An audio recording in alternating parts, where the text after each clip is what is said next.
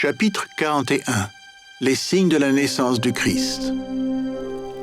Néphi, fils de Élaman, donne les annales sacrées et les écritures à son fils aîné, Néphi.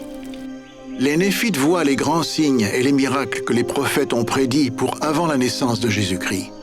Mais certains Néphites disent que le temps de la naissance de Jésus est déjà passé. Ils se moquent de ceux qui croient encore les prophéties de Samuel le Lamanite. Ceux qui croient en Jésus-Christ et aux prophètes sont tristes à la pensée que quelque chose peut empêcher l'accomplissement des prophéties. Les gens attendent fidèlement une nuit sans obscurité qui sera le signe de la naissance de Jésus-Christ. Ceux qui ne croient pas en Jésus-Christ choisissent un jour pour tuer les croyants si le signe ne se produit pas. Néphi est triste à cause de la méchanceté de ceux qui ne croient pas au Sauveur. Néphi prie toute la journée pour les gens qui vont être tués. Le Seigneur réconforte Néphi et lui dit qu'il n'y aura pas d'obscurité cette nuit. Jésus naîtra le lendemain à Bethléem. Le soir, le soleil descend, mais il ne fait pas sombre. Le signe de la naissance de Jésus-Christ est donné. Les gens sont étonnés.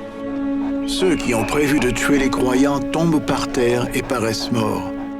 Ils ont peur parce qu'ils ont été méchants. Ils savent maintenant que le Sauveur naîtra et que les prophètes avaient raison.